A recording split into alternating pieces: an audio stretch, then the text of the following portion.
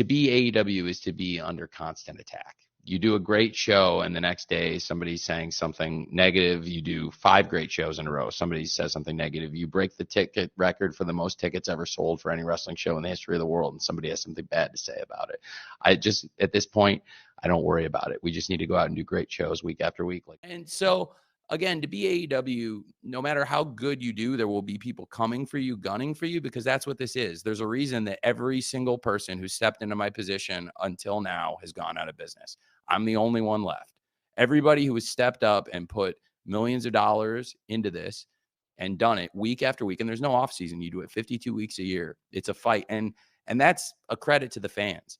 I know what it is to be a wrestling fan 52 weeks a year. It's hard. And but it's also the most rewarding thing. That's why you can't get away from it for too long. That's why we always come back to it. We're addicted. And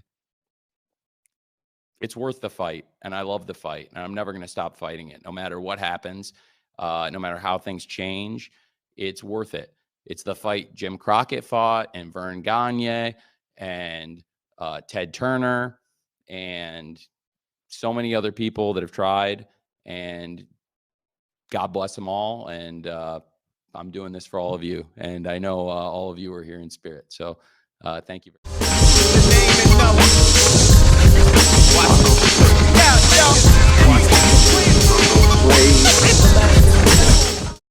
Welcome to 3 Count Commentaries. This is your host, MagMongoSlade. Today we're going to talk about to be AEW is to be under constant attack.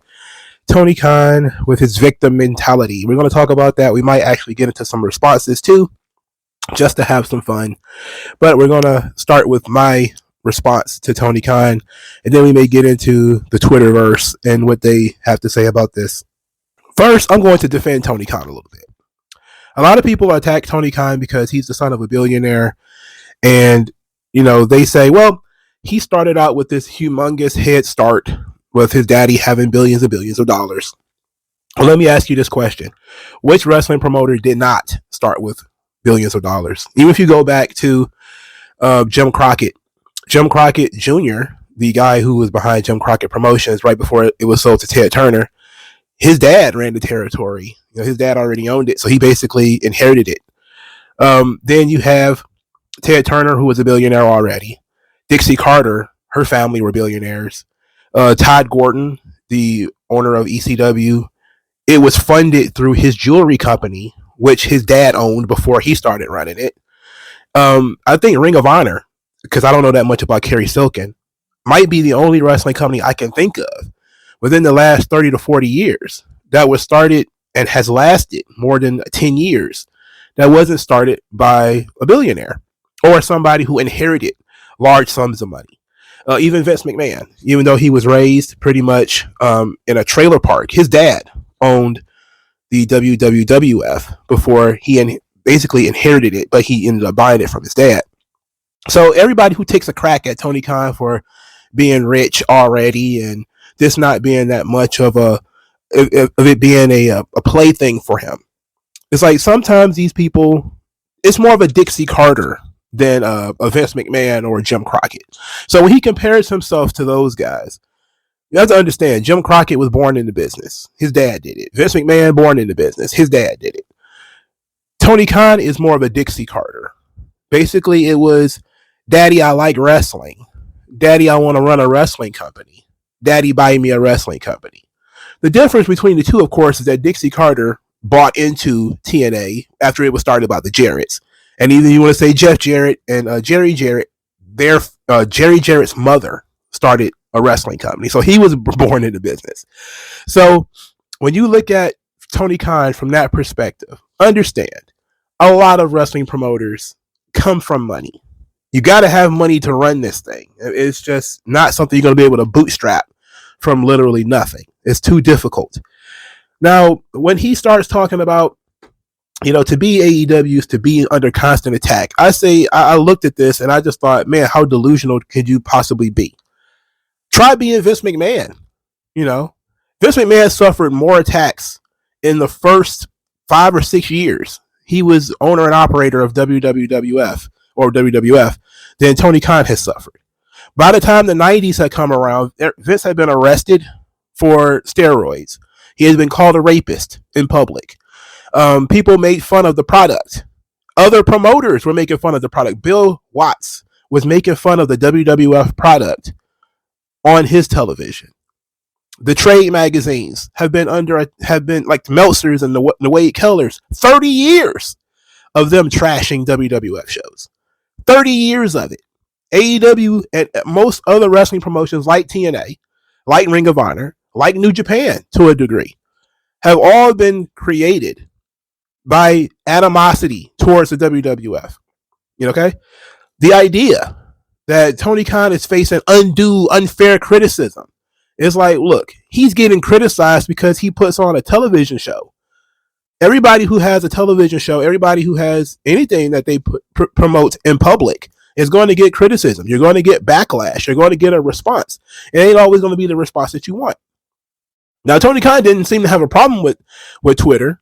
A couple of years ago, when everything AEW did was praise to high heavens, when the buildings were full and we're going to beat Monday Night Raw in the ratings. He didn't have a problem with Twitter then. He's got a problem with Twitter now when people are saying, yeah, the buildings are empty, or look at how they just can't seem to grow their audience, or WWE is going to end up kicking AEW off of Warner Brothers Discovery, or whatever the case may be.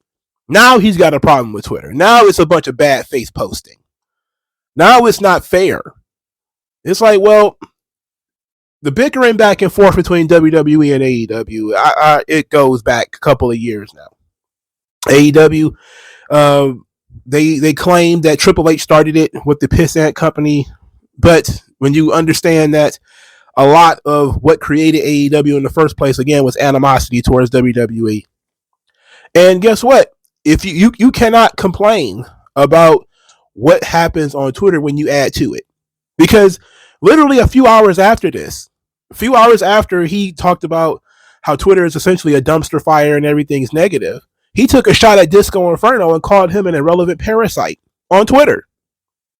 The irony of Tony Khan taking a lot of shots at Vince McMahon or Triple H and Shawn Michaels or whatever on Twitter. I mean, gee, the irony of this. Now I'm going to defend Tony Khan a little bit more. A lot of people say that Tony Khan is too defensive. And Tony Khan he's too soft. And I think, of course, we forget that Vince, for a while, was under heavy attack. And this is kind of where both of my arguments and a defense of Tony Khan meet. In the late 90s and in the early 2000s, Vince McMahon used to do these interviews. I'm sure you remember the Bob Costas one, where he would get accosted with all of the stuff that was going on WWE TV, and he blew up and he got mad about it. Was that Vince being sensitive, or was that him trying to defend his product and essentially the boys who were putting on the product? So Vince has been there. He's done that. That's why the argument doesn't make sense that Tony Khan is under constant attack. Nobody's sitting down Tony Khan and grilling him about the content of his product. He gets to no comment his way through entire interviews. Nobody attacks him. Nobody goes after him. Nobody's calling it. At most, somebody says, oh, the snowman, talk about him doing cocaine or whatever, which of course can't be proven. But when you have something like this, it's funny that he wants to talk about how he's under constant attack, how AEW is under constant attack. It's like, try being Vince. Try being WWE for a little bit. You got another 36 years in order to catch up with the criticism, the amount of criticism that WWE gets. I mean, even when he talks about, you can sell out arenas and put on 5 great shows, it's like, yeah, Vince McMahon has sold incredible amounts of tickets for matches that then people turn around and say are awful, or shows that were incredibly successful.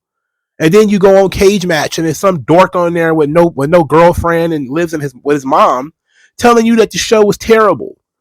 It's like, how is that any different? How is it any different? Explain to me how Vince McMahon can sell out Monday Night Raws for weeks and weeks and weeks. Even during the quote-unquote downslide of WWE, there were not tons of empty buildings. From the transition from Attitude Era to Ruthless Aggression Era, they were still selling tons of tickets. But the TV ratings slipped all of a sudden. They lost hundreds of millions of fans and over a course of the blah, blah, blah, blah, blah. It's like, well, They were still breaking record gates. The talent was making tons of money. Merchandise was through the roof. Video games were selling. And yet you still had some of the same people saying that the product sucked because it wasn't what it was in 1998. Now Tony Khan is facing even a sliver of that. And he's talking about to be AEW is to be under constant attack. Good luck. If you are complaining now, going on your 5 years in, I cannot wait for you to how you going to feel in 10 years. In 15, you haven't even done nothing to make it to get criticized yet. You just put on stale shows. You've just been having people lie to you and blow smoke up your ass about how great your television product is. We ain't even got to some of the real controversies yet. Nobody's got accused of anything terrible on your roster yet. You weren't accused of being a rapist or covering up rape or covering up a murder or a homicide for 30 years. None of that happened to you yet. Hopefully none of it actually does happen. The gall of this guy to complain because people don't like his shows is ridiculous. It's gone to show that this guy he is not used to this level of criticism. He wants the love and the admiration. He don't really want to be attacked. But when you put something out there, and it doesn't matter what it is, whether it's TV, movies, video games, whatever, when you put something out to the public, you're going to get a response. And he doesn't like the response, too bad. But you're not under constant attack. You don't even know what that means yet. You don't even know what it's like to have the federal government all in your business. You don't even know what it's about to be under attack until you had dirt sheets write books about your private life. People writing whole screeds and they don't know you from Adam about how you are privately. Tony Khan gets an incredible pass as a wrestling promoter because nobody actually goes after him personally. They go after his product. They talk about the wrestlers. They talk about the show. And here, occasionally, you'll get a snowman joke. But I'm telling you, bro, there have been entire books written about Vince McMahon's private life. There's just no way. You ain't been under attack yet. You don't even know what that means. You don't even know what it means to be under attack. You're just getting criticized. Whether it's constructive criticism or not, it's just criticism at this point. You're not being labeled. You're not being name called. No one's digging around in your finances trying to figure out who you give money to or who you take money from or anything like that. You're not even under attack. You're just being criticized by people on Twitter. You haven't even scratched the surface of what other wrestling promoters have had to deal with. Not even a little bit. There was people attacking Dixie Carter personally, saying that she was sleeping with wrestlers. How about that? Nobody has said that about Tony Khan yet. There's all kinds of rumors about Dixie Carter. And Tony Khan hasn't even gotten a little bit of that yet. Come on, man. No way. No way. I don't want to hear it. I don't want to hear that he's under attack. Not when you haven't even faced even a little bit of the criticism that somebody like Dixie Carter faced. Get out of here. They just don't like your shows. People don't like your show. Get over it. Make a better show or double down, keep doing what you're doing, and then run off the people who might want to watch your show. That's it. End of. Okay? All right, so let's get into some of the responses other people may have. All right, here's one. The question is, why do WWE marks and probably a lot of WWE bots, remember when Tony Khan called them bots, feel the need to attack AEW so much? They feel they are a threat. If not, they wouldn't be talking about them constantly. Well, to that response, I say, why do Tupac and Biggie fans argue so much? Why do Redskins and Cowboys fans argue so much? It's like when two brands or two individuals are constantly in conflict, then the fan base becomes in conflict. It's not that difficult to understand. Most WWE fans would rather talk about WWE than talk about AEW, if we're being honest. But that's just the nature of the business. All right, here's another one. TK has some weird type of reaction to anything he says, even if it's level-headed. LOL. There's an ecosystem of bad face trolls who only crap on AEW for engagement. Internet, haha, snowman at it again. No, no. He is saying that there is no legitimate criticism of AEW. No legitimate criticism of AEW has ever been accepted. What was a legitimate criticism of AEW that Tony Khan has accepted? There is none. So the idea that he calls everybody who criticizes AEW bots and trolls, etc. He's been doing that for 2 years. Remember, he said he was going to unearth the bots that has been attacking him and his WWE bots going after him. It's like, bro, people just don't like your shows, man. And yeah, sometimes these people don't even watch the show and they see a clip of something like El Hijo del Vikingo botching a spot, and then people will spend, I don't know, maybe an hour talking about it. They didn't watch the show. But then again, does it really matter if they watch the show or not? Because a lot of people will clip WWE stuff out of context and talk about it, and you don't see any fans complaining about it. Nobody cares. Guys have started entire brands off of posting botches, whether it's the AEW botches guy or the Botchamania guy or whatever. People have been doing this for decades. So why should you be immune to it? This is a really good one. It's not particularly funny, but it's interesting. I do now see how the most annoying and abhorrent people in the wrestling fandom adding you and being in a constant state of criticism of you for 5 years with no breaks could make someone numb to genuine good faith criticism. Wow. You know what? Again, let's go back to what I said earlier. Try being Vince. I mean, every time those dudes on the message boards trash talk him, there's probably hundreds and hundreds of negative comments about any given show, a Raw, SmackDown, pay-per-view, whatever. There's probably 2 or 3 good criticisms to be had in the entire thing. But these message boards were nothing but negativity. I know, I used to be on them. You know, when you used to see the dirt sheets, they would go on and on about negativity. You know, whatever the case may be. Again, Tony Khan is not facing anything new. The idea that he's becoming numb. No, he's not. No, he's not. He's responding to this. You know, he was literally freaking out not too long ago over this kind of stuff. So hopefully he becomes numb. Hopefully he moves on from it. But he's not.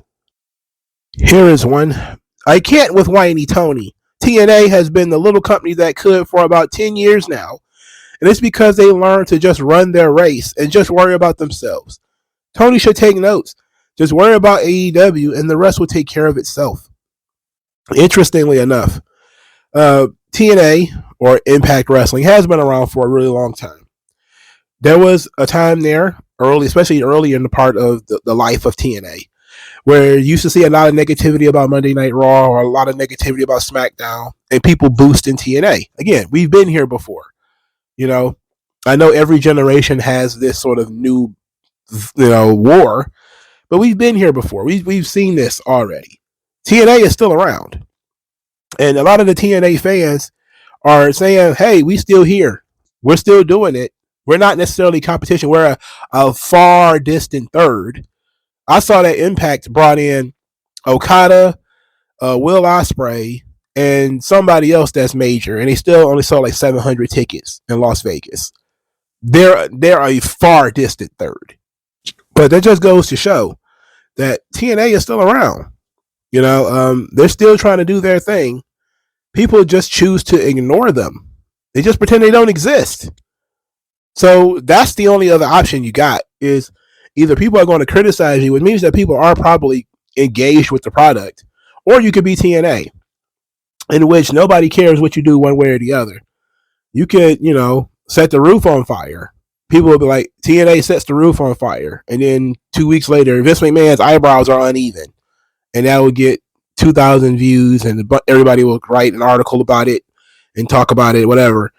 AEW right now is in the midst of, their attendance is down, pay-per-views or whatever has been, slowed up. And that's where the criticism is. but they haven't done anything that's so over the top that you're saying, well, this is great. Why aren't we talking about this? They haven't done anything like that. You know, it would have been one thing if something was so awesome was going on in AEW that, hey, this was amazing, we should be talking about this, and it doesn't happen. Like we're not at that point yet. Here's another response. TNA just tries to be TNA. NWA just tries to be NWA. New Japan Pro Wrestling just tries to be New Japan Pro Wrestling. Stardom just tries to be Stardom. Nobody's gunning for them. Nobody making excuses for them besides themselves. Yes, this is a really good point, because part of the reason why people are watching AEW is in challenge to WWE. A lot of these companies, they just so focused on themselves. And look, NWA gets a lot of criticism. With the Tyrus stuff, the cocaine stuff recently, Billy Corgan, and some of his attitudes about politics or talent or whatever, he gets criticized quite a bit. But they don't get criticized nearly enough because it's a really, really small wrestling company. TNA hasn't been criticized, except for being completely small and mostly irrelevant. They haven't been getting contacted or attached a lot. New Japan almost never gets attacked in the United States, and Stardom barely exists in the United States, so it's not really fair. But when you look at AEW, they want to be WCW, but they don't want any of the criticism.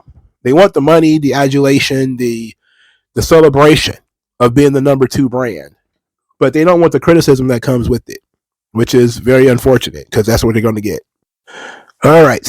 He being Tony Khan, literally called WWE President Nick Khan a con man on Impact, all the while insulting Impact. Yes, he did do a series of promos while he was on Impact, insulting Impact, and he took a shot at Nick Khan, who hadn't, as far as I know, said anything about him at that time. But that's typically how this thing works. He's got a slingshot. He starts throwing his little rocks or whatever, and then as soon as somebody responds or retaliates, it becomes woe is me territory. But that's just the nature of the beast. I mean, that's something you got to deal with when you're dealing with people who are like Tony Khan. The fans are going to think that he's the good guy just because he runs a quote-unquote smaller promotion, despite the fact that he loves to gloat about how much money he's got. Only person to blame is Tony Khan himself. His creative direction has led to declining ratings. AEW hasn't sniffed 1 million viewers plus in well over 6 months. That is on the creative and promotion of the product. Also, TNA Wrestling still in business 20 years strong. I wouldn't say strong, because if you're gonna crap on AEW for not having 1 million viewers, can Impact get 200,000 for Christ's sake? They've gotten below 100,000 at most times now. That's embarrassing. But then again, got to add context to it. They're on a crappy network, and there's almost no investment in the product. So, just it's weird seeing TNA fans being very upset about Tony Khan's comments about everybody going out of business except TNA. And it's like, man, TNA operates on a shoestring budget. Like a bunch of people who stack boxes at Walmart can buy like the first 6 front row tickets to an Impact show. It just is what it is. I'm going to do something unpopular and defense TNK on this. DEFENS. Despite how responsible he is for a lot of AEW's issues, the journos who sucked his dick and blew smoke up his ass and the dick riding Twitter fans caused their fair share of the us versus them mentality. TK needed people with more experience to help him run his company, and all of them gassed him up into thinking he could do it all by himself. Well, that's a legitimate point. And it doesn't help also that he gets tons and tons of praise from the only audience he cares about, which is the Dirt Sheet audience. Was he like a 3-time Booker of the Year? And he, talks about it constantly. That's the only people he cares about is the message board guys. That's his target audience. That's what he cares about. That's who he's interested in producing a product for, is the guys on the message boards. Now, there was an interesting comment that I saw about this that I want to bring up, and I think that it's very interesting. So this comment comes from Cage Side Seats, which I think is very, very poignant. Tony Khan makes an understandable but very naive answer. He has a distinct view of what a quote wrestling fan is, and that very well may be fine, but there's also the bigger picture, the actual television audience. His TV partners do not think in terms of wrestling fans, but in terms of television audience. What type of television audience is AEW bringing to the table? That's the part Tony Khan AEW struggles with. As much of a wrestling fan that he claims to be, as much as he wants to think like a wrestling fan, he simply doesn't understand that he has to draw a TV audience and that he cannot dance around the fact that AEW has lost 10% of its same day TV audience year over year. That's going to translate to lower ticket sales, less than full venues, iffy backstage morale, you name it. That is a really good point because ultimately, all Tony Khan has been caring about this entire time, and it has been some of the people who have praised him the most, have been the dirt sheet guys, the quote unquote wrestling fans, the message board people, the people who keep voting him Booker of the Year. Those are the people he cares about. He doesn't really care about anybody else. This is the problem we've been talking about here about the casual audience, the casual fan. We've been talking about this ad nauseum the entire time that Tony Khan's product puts off the casual fan. He doesn't care about it. And there's a lot of AEW fans who don't think it's even possible to have casual fans. But there has to be people who are just watching TV and just want to see something cool or something interesting on television. Doesn't matter if it's a wrestling show or not. When you're not producing anything that people find interesting, people are not going to watch your show. How can you expect to have a boost in your revenue if the only people watching your show are the people who always watch your show, these Voices of Wrestling dorks, and a bunch of other bottom-feeding message board weirdos who think that 5-star matches is going to make or break a wrestling promotion? People don't care about that. They literally don't care. And it seems like Tony Khan still hasn't gotten it in his head yet. The issue here, as usual, is that the message boards and the journalists have been a PR firm for AEW for a really long time. They have been, for as long as AEW has been around, some of the top shields of criticism for AEW. They bickered and argued with people about AEW forever and ever. They have been the biggest defenders, despite the fact that things have not turned out that well. They have always been there side by side with Tony Khan. And this is for the first time in a long time. Some of those people are the ones complaining. Occasionally you get Meltzer, who is doom and gloom about AEW, about the rights fees, or about, whether they're going to get kicked off their network or whatever the case may be, Wade Keller, etc. And it started with the whole brawl out situation when the fandom was split in half between the fans of the Elite and fans of CM Punk. And those people started this whole nonsense. But for a while, AEW's biggest fan base has been the journalist class. This has been a routine thing. And for the first time in forever, now they're starting to back off. They're starting to notice the cracks in the armor. And they're not arguing with the criticism anymore. They're not defending the criticism anymore. And Tony Khan is now starting to really feel it. So I'm looking at things and saying, like, despite the fact that he thinks that he's under constant attack, I mean, there's nowhere near the same amount of attacks WWE faces or TNA faced during their run near the top. Just nowhere near the amount of attacks. Because AEW is simply doing the same thing every other wrestling company did. They start out with a bunch of new guys. People were kind of attached to the new talent. They kind of enjoyed them, thought they were great. And then a bunch of WWE guys came in, started populating the show. And people started complaining about it. They wanted their young guys. They wanted their new talent. And then they kind of go a little bit overboard. They change the fundamental core of what the company is to fit a more WWE-friendly fan base, and they end up alienating the people who were watching it in the first place. Of course, we saw this with TNA. When they brought in Hulk Hogan, they got rid of the 6-sided ring. The X Division title was de-emphasized, and they changed the name from TNA to Impact. And there's a bunch of things that they did that alienated longtime fans. AEW is doing the same thing. They fired CM Punk.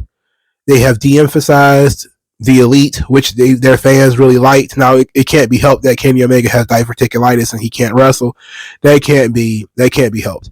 But alienating the Elite, running off Cody Rhodes, there's things that happened that led to this that are Tony Khan's fault. Not just the WWE bots are trying to take him down. There are things that occurred to which Tony Khan is at fault. And he needs to be able to take some level of criticism for it, or he's just going to destroy his company. I know he's a billionaire. He don't really care about this. It's a passion product, quote unquote, because he can afford it, but he doesn't really care. He just wants to run a wrestling company. Well, then let him do what he do. But we got the right to criticize him. So what? He has to get over it. Like, share, subscribe. I'll talk to you guys later, man. Peace. Serious. I'm not going to sit back and take this fucking shit.